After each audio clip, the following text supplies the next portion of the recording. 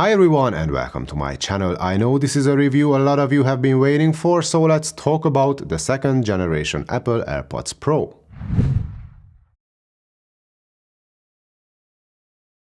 But before we dive into the nitty-gritty of this review, let me tell you that I don't have the original AirPods Pro, as I returned them not long after my review, as honestly, I didn't feel like it gave me anything extra over similarly priced earbuds at the time, partly because I was using Android back in 2020.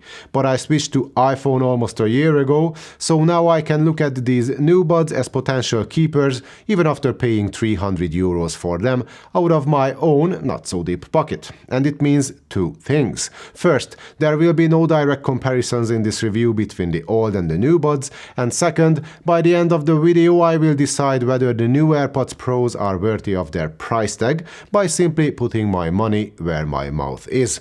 Or my ears in this case. But that's enough of blabbering, let's see the buds and first of all, their design. I won't waste too much time on the topic as the design is something that Apple left practically unchanged with the exception of a few tiny details here and there. But in general we got the same, now iconic short stem form factor with the only color option of white. The earbuds are made from plastic, but the build quality is as great as you might expect from any Apple product. So, nothing new. The AirPods Pro are exceptionally comfortable to wear, the buds sit not too deep in my ear canals, yet the ear tips and the balanced weight distribution provide me with a snug enough fit for running and working out. Both the earbuds and the case are IPX4 rated splash and sweat resistant, which again makes them ideal for gym use. Onto the case, I never liked it, to be honest. The glossy white is not really my cup of tea, and the lid tends to have the tiniest little play along with some creaky noises, but other than that it's fine, it's compact and pocket friendly. And now it got some interesting features thanks to the new U1 wireless chip inside. This chip can help you find the case using the Find My feature in iOS. So you can not only find each of the buds now, but the case itself too, should you ever lose it. Another way of easily locating the case is the loud beep emitted by the new built-in speaker. And that same speaker can also make sound alerts when the battery is low or when pairing is complete. On the side of the new case we also get a lanyard loop. Another change that was made over the first generation is that the battery case can not only be charged simply wirelessly, but it is now compatible with MagSafe, which means that you can do this. I simply love it. Another option to charge the case is through the lightning port at the bottom, which is not cool anymore, at least not in the EU. And we also get a quick charge feature which gives the buds 1 hour of playtime in just 5 minutes. Apple says that we can get up to 6 hours of single charge battery life and 30 hours in total with the case. In my own tests, the earbuds lasted for 6 hours and 14 minutes with the ANC turned on and under mixed use of streaming music from Apple Music with spatial audio turned off and watching some Netflix with spatial audio and head tracking turned on. The volume was around 50% for the most part. With the ANC and all the spatial audio nonsense turned off, I managed to squeeze 7 hours and 32 minutes of use out of the batteries. And while it's far from being a class-leading performance, these numbers are definitely better than what we used to get with the previous generation. And in terms of connection, the new H2 chip is now Bluetooth 5.3 compatible with support for AAC and SBC. No other codec is on board, but that's hardly a surprise with anything coming from Cupertino. Obviously, the connection is rock solid, pairing is super easy with other Apple products, but the AirPods Pro can work seamlessly with Android phones or Windows laptops as well. Some features such as multi-device connection, automatic switching or audio sharing will only work inside the Apple ecosystem, but again, that's expected. But as long as you are inside this Apple-shaped bubble, every feature works as intended without a hiccup. Lip sync issues are non-existent, mobile gaming is okay too, even though there is still no low latency mode. We also get the option to use either of the buds on its own, independently from the other. Phone call quality has always been the strong suit of STEM-style design, the earbuds, especially the AirPods, so it's no surprise that with the latest Gen Pros, We can make clear phone calls in all sorts of conditions, regardless of whether it's inside a quiet room or on the side of a busy road on a slightly windy day. We can expect good clarity and low noise levels thanks to the new H2 chip and the dual beamforming mics on each earbud.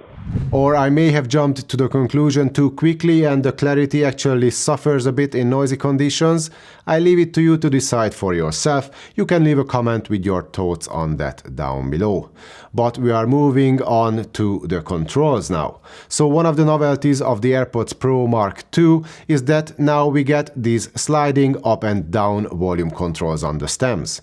But before we pop open a bottle of champagne to celebrate this amazing technological breakthrough, let me remind you that this is quite a basic feature that most other manufacturers have managed to implement in their own designs years ago.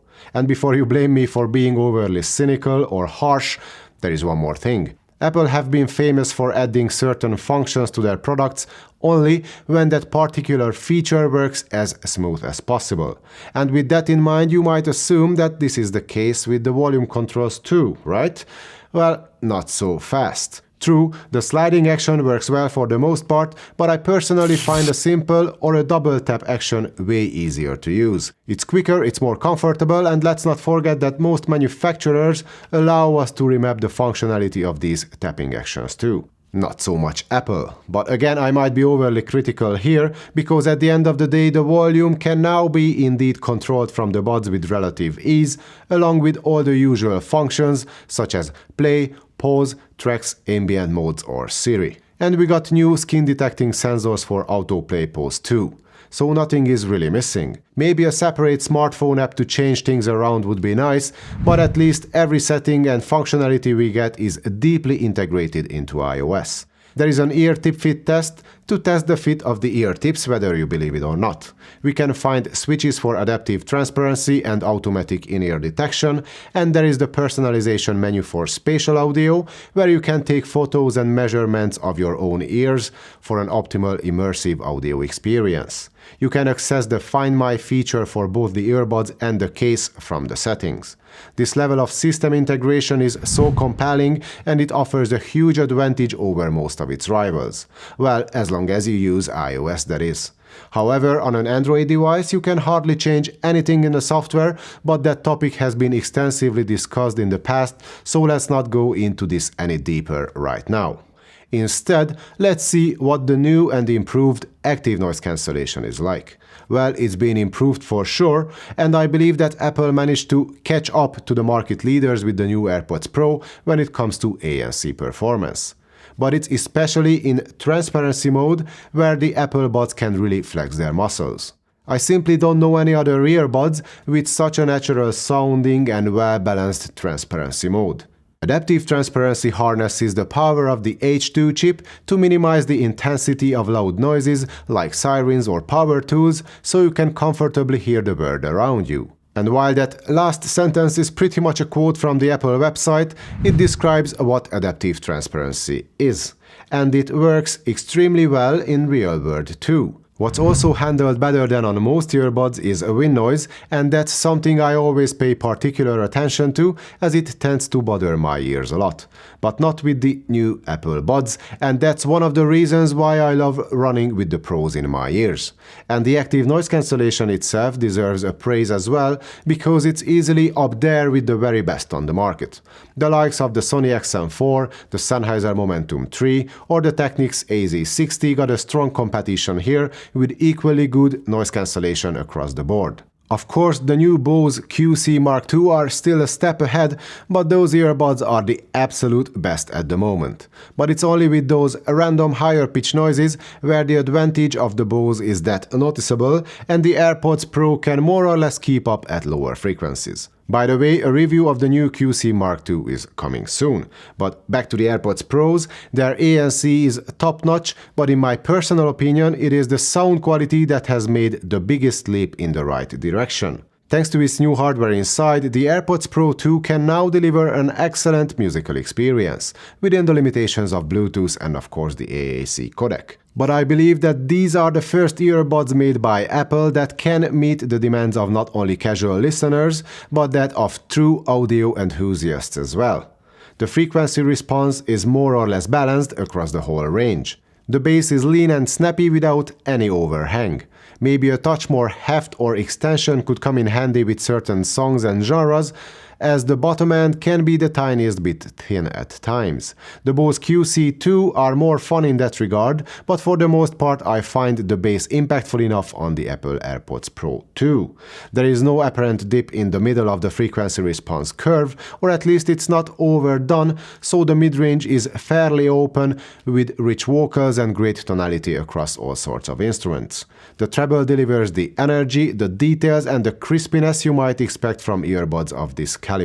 Some of you might complain about the lack of top-end sparkle, but at least the sound never gets coarse or harsh, and I rather prefer those smooth edges in the long run, especially at higher volume levels.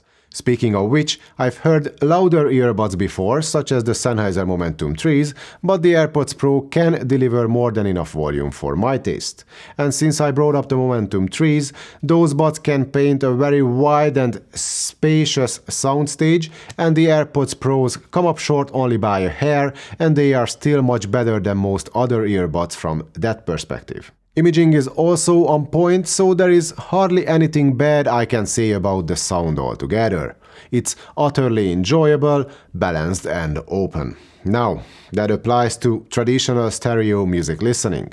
And while I know that Dolby Atmos, 360 audio or spatial audio are all key selling points of premium true wireless earbuds these days, I still don't really understand the buzz surrounding it. And even though Apple and the AirPods Pro 2 are at the forefront of this whole immersive hype, I'm yet to be convinced. When you watch movies, especially with head tracking enabled, it can be an exciting and interesting experiment for like a minute, but spatial audio itself only works with movies with loads of effects and action in my opinion. TV dramas or comedies, however, cannot really benefit that much from turning on a spatial audio at all. True, you get the sense of an expanded space, and it's like you are sitting in a largish home theater room.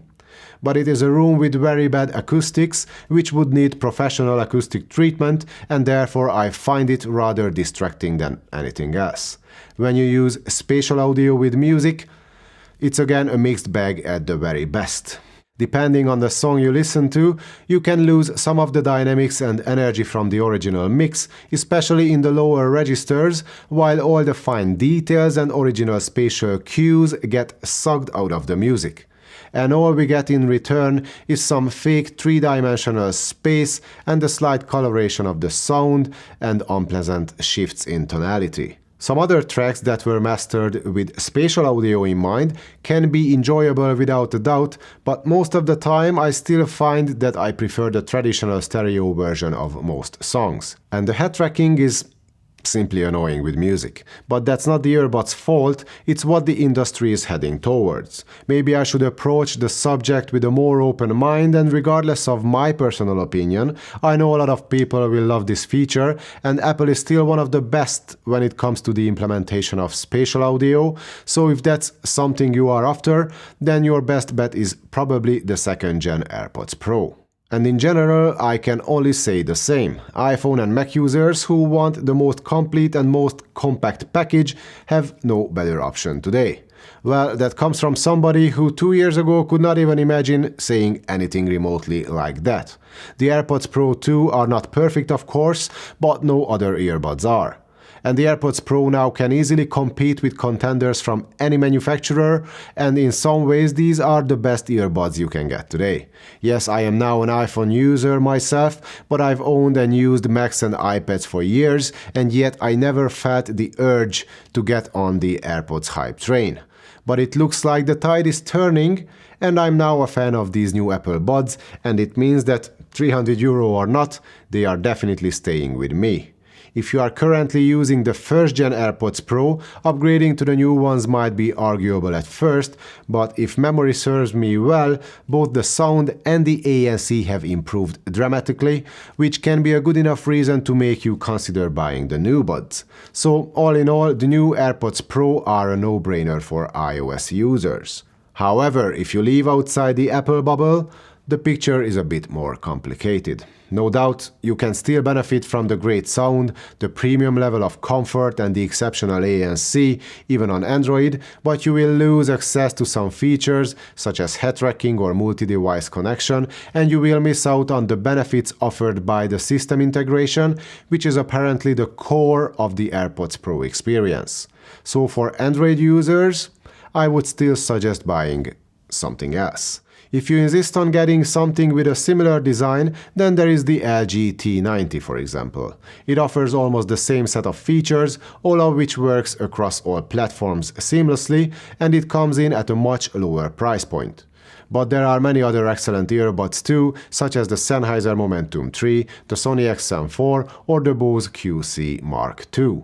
And as to how the AirPods Pro 2 stacks up against the competition, well, a video is coming soon where I will give you detailed comparisons between all the best noise-cancelling buds so you can get a more complete picture of the current premium ANC earbuds market. Stay tuned for that and also subscribe to the channel and hit the bell icon to make sure you get notified when the comparison drops. But this is it for today. Thanks for watching. See you next time.